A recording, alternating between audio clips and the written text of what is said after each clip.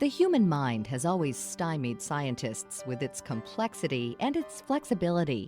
It houses our memories, dreams, and intelligence, and can lead us up a road of virtue or down into the depths of hell.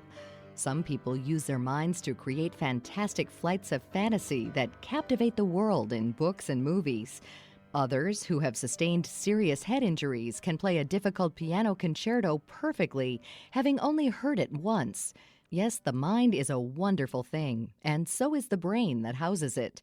Yet, for centuries, it's been the least understood organ of the body. The two greatest mysteries in all of nature, first of all, is the origin of the universe, that is, what's out there in outer space. And the second is inner space, what's sitting on your shoulders. That's Dr. Michio Kaku, professor of theoretical physics at the City College and City University of New York, and author of the book, The Future of the Mind, the scientific quest to understand, enhance, and empower the mind. The reason why it's so complicated is because the brain consists of 100 billion neurons.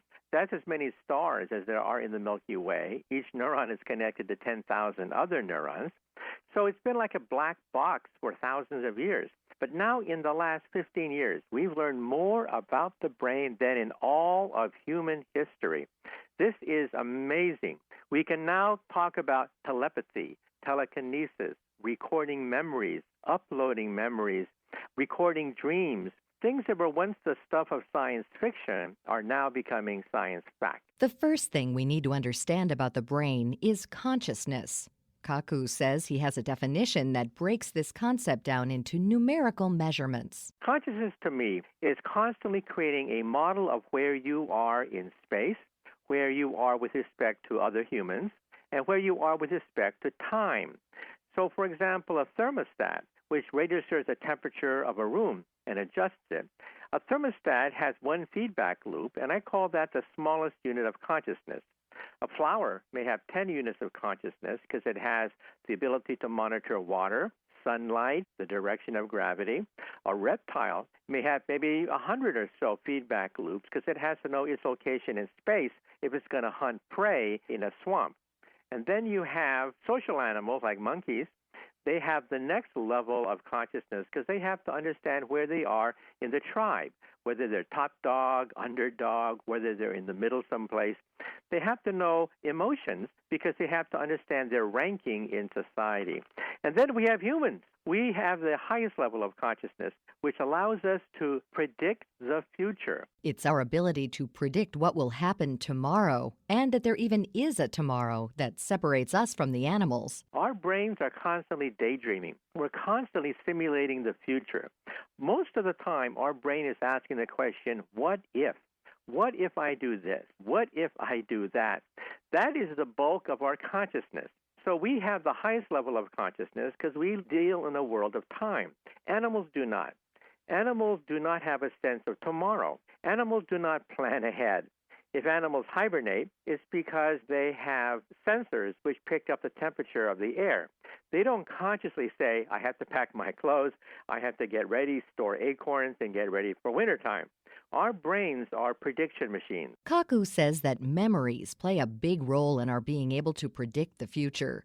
Brain science has progressed to the point where we can scan the brain to see where memories are stored in humans. Some scientists believe that the whole purpose of memory is to allow us to project into the future.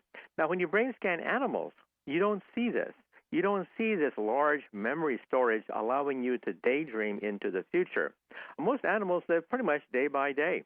Now, you can actually demonstrate this by turning a human into an animal of sorts. There was once a person who had an operation on his brain, and they accidentally cut his hippocampus. He relived the same memories over and over again, just like Groundhog Day with Bill Murray or 51st Dates with Drew Barrymore. He would forget. He would greet you in the morning, shake your hands, and, a few minutes later he'd forget and shake your hand all over again. That's the world that animals live in because they have a very limited memory and they don't project into the future. Looking into the workings of the brain with PET scans and MRIs and manipulating it with EEG technology enables scientists to see what's going on inside our minds in real time. Kaku says that using this information, along with computer technology, has brought mental telepathy and telekinesis, that is, moving objects with the mind, out of the realm of science fiction and into the real world to help severely disabled individuals. For example, Stephen Hawking, my colleague, the great cosmologist, he's totally paralyzed, but he can move objects around him because his right frame of his glass has a brain sensor. Next time you see him on television, look at his right glass very carefully. You'll see an EEG sensor on it, which picks up brain waves from his brain, then connects it to a laptop, which allows him to type. We can now put a chip in people's brains who are totally paralyzed, and they can now read email, write email, surf the web, operate their wheelchair because they're totally paralyzed. They can move a mechanical arm. We're now putting exoskeletons on them. The military wants to take the veterans of the Iraq and Afghan war, put a chip in their brain so they can control an exoskeleton so they can move like a normal person. So we now have the ability to take the brain, the pure thoughts of the brain, and allow the brain to control household appliances, control computers, and they can do anything you can do on a laptop computer, and it's all done electronically. Using computers to enhance the lives of the disabled harkens back to a long-held scientific belief that the brain itself is a computer. We now realize that we made a mistake 50 years ago, thinking that the brain was a simple computer. You see, a computer has a central processor, a Pentium chip, programming, Windows software, an operating system, subroutines. The brain has none of that. The brain has no programming. It has no subroutines. It has no Pentium chip, no central processor. The brain, we now realize, is a learning machine. It rewires itself after learning every task. But your laptop today is just as stupid as it was yesterday. Your laptop never learns anything at all. And that's what makes the brain so superior.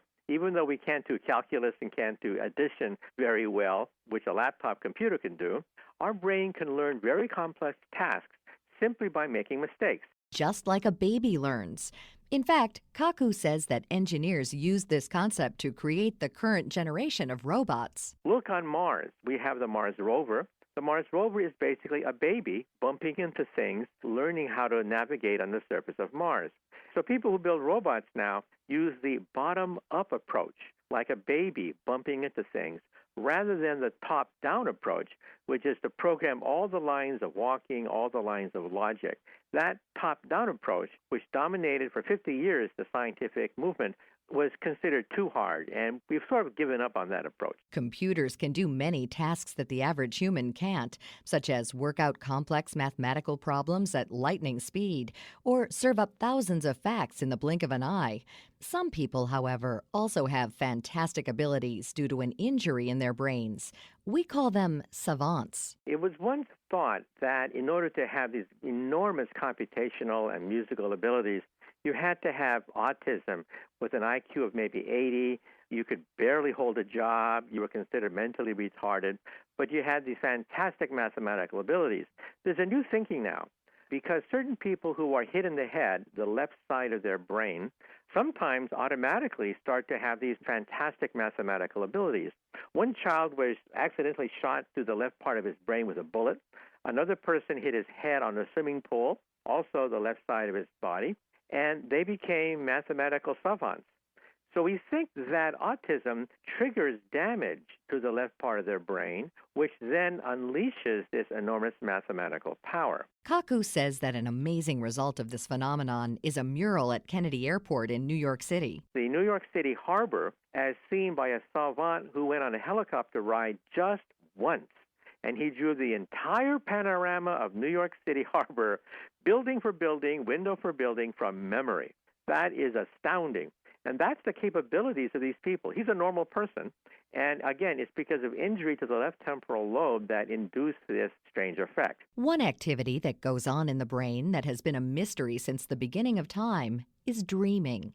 Kaku says that brain scans can show us how they take place, but the reason why we dream is still not understood. First of all, the prefrontal cortex, right behind your forehead, that is the thinking brain. That's who you are. If you want to know where are you right now, you are basically sitting right behind your forehead. However, that's turned off when you dream, Also, your fact checker, the fact checker that says, something's wrong, something's not right, that's also turned off. That's right behind your eyeballs. But your amygdala lights up like a Christmas tree. Your amygdala controls emotions, especially nightmares and fearful memories. And that's why many dreams are associated with fear, because the emotional center is turned on, the fact checker is turned off, and the prefrontal cortex, the thinking brain, is also turned off. Now, we can record this with MRI scans now, and it's not possible to decipher the MRI patterns to create an image. This means that one day we'll be able to wake up in the morning, push the play button, and see the dream that we had the previous night. Dr. Michio Kaku examines all aspects of the brain and discusses the possibilities of tapping its potential in the future in his book, The Future of the Mind, available in stores and online. He also invites listeners to visit his website at mkaku.org. For information about all of our guests, you can visit our site at viewpointsonline.net. Our show is written and produced by Pat Reuter. Our production directors are Sean Waldron and Reed Pence. I'm Marty Peterson. Look, kid, when guys like us walk into a facility in the morning, we can smell a problem. No one needs to hand us a work order. We already know it. Today, for instance, we need a new gearbox, 6 globe valves, and a dozen ballasts. And when I smell a problem, Grainger smells that I smell a problem. They help me keep this place up and running. Now that's the kind of smell I like. The sweet smell of success. Get it? Got it? Good. Call, click Grainger.com, or stop by. Grainger, for the ones who get it done.